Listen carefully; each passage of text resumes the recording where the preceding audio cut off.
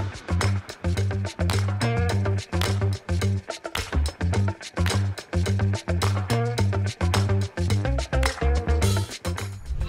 I'm Daniel Reeves, CEO of the Computer Clinic Vista and a Pax8 partner. Let's have some fun. We do YouTube and stuff, so we have our own studio. So this is interesting.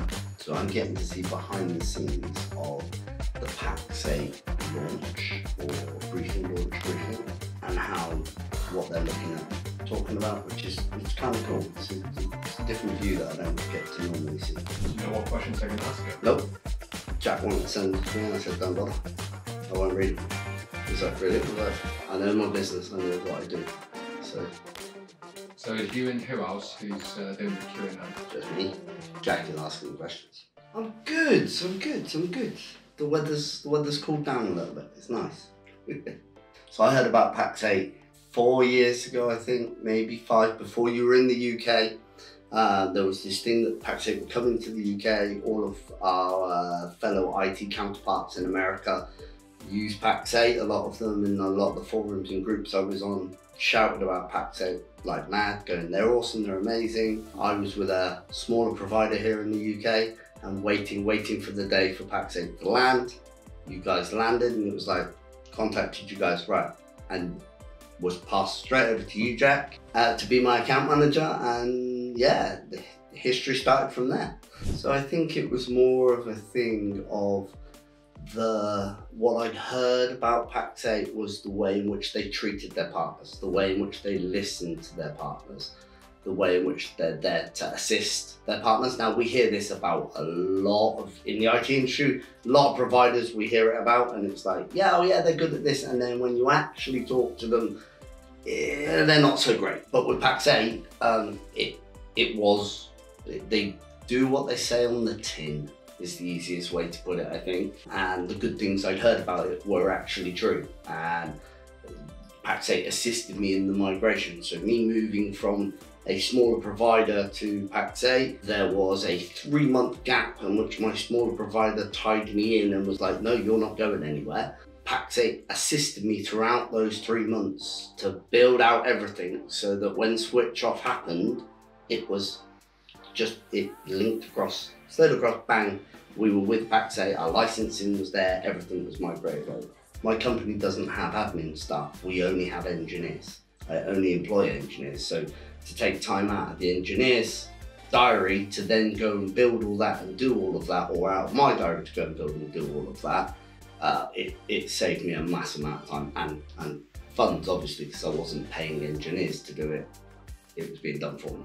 The difference in distributing in provider, moving from where we went to where we are now with Pax8, it's literally like night and day. So we've been going 15 years, and originally, like a lot of MSPs or solution providers, it's word of mouth.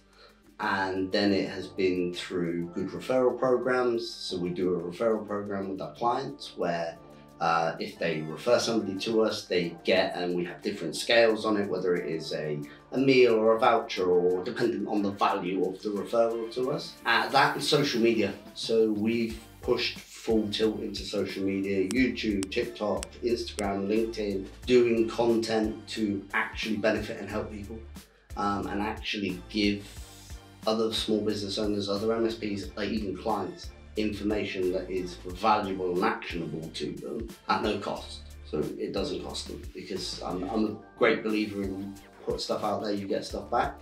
And it works for us at the moment. We've partnered with we've partnered with a few different Pax8 partners who have IT providers who we then pass business through each other, because they have a skill set that I don't have in-house. We have a skill set that they don't have in-house, and the business pass back and forwards is massive. From the beginning, from the outset, I think the level of support, the level of knowledge that your team has is massive. With every new company that comes into the UK, with them, there's always hiccups, there's always little things, and there's that get to know period as well. So engineers getting to know the engineers they're talking to, because we remember the engineers we talk to, because, you know, and the information, as long as you give enough detailed information on the ticket, you will get good results back. I think it was Tom earlier on that mentioned put in as much information as you can, don't just tweet a description of the problem.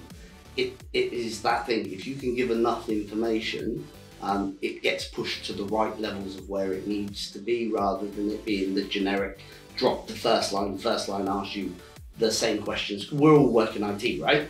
So we've all got a level of technical ability, so we've done a lot of the base stuff first. So as long as you're giving enough information, like, this is the problem, we've gone through this, we've done this, we've done this, we've done this, here's a screenshot of the result after this, and that type of information, it then gets pushed to the higher levels and you will get responses back which you can actually use. So yeah, I mean, the level on the support team, we have to use your support team for the more complicated stuff, for some of the more complicated stuff, especially on some of the new products, because you guys are bringing on new vendors all the time. Every time I speak to you, Jack, you know the first question is always, what have you got? What's new? So yeah, and anytime we've had to talk to one of your vendors where it's something you can't do in-house, that connection and the actual one surprise for me, I think, I don't know if I've said this to you before, Jack, but one surprise for me is the way in which the vendor treats you as a Pax8 partner to the way a vendor would treat you if you're not a Pax8 partner. There is a difference in it. Me being with another provider before, and also speaking to other vendors before I was a Pax8 partner, but then when you speak to them on the phone, it's just another level. For me, it's all about relationships. So the way in which we work naturally as a company, it's all about the person. When I hire engineers, it's not about their technical ability, it's about how they are as a person, because I can teach technical skills. What I can't teach is personal skills, the human skills, to be a good human being and not be a robot, right? We work in the tech industry, a lot of IT engineers can be fairly robotic and don't have those personal skills. So we hire on that. So when we work with partners, when we look for new partners or new vendors, especially when it's going to be as integral or as ingrained as our relationship with Pax8 is, they have to have the same ethos and the same thought process as us. They have to have that thing of, it's not all about the money, because we all want to make money, yeah, 100%, that's what we're in business for. But it's not all about the money, it's also about being a solution provider, providing the right solution, not fitting somebody into a box. And it's about actually having people that you can talk to and explain, well, this is what's going on at the moment, and what can I do to get past this, or how can I help my client to get past this?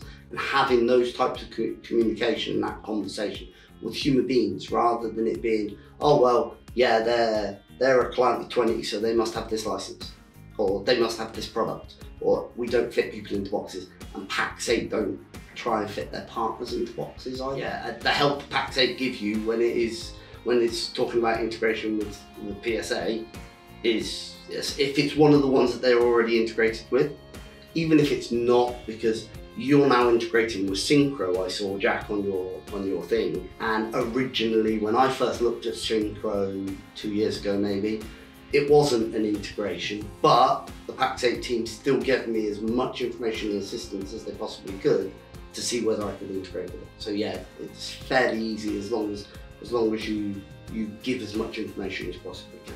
We now offer Sentinel-1, which we weren't before, because we didn't have a good enough education and grasp on the different levels to use it for. And we've actually bundled that with our cybersecurity package, which is a suite of software that we also get from Pax that we've been able to bundle together. And one of the key things is the NFRs for the different products, and using them yourselves, so you're actually practicing what you preach for a start off as a solution provider, but also you get to use it and play with it and break it. We like to break stuff, and break it so that when your client does come to you and go, well, this doesn't do this bit, you know what the answer is to it, because you've broken it before.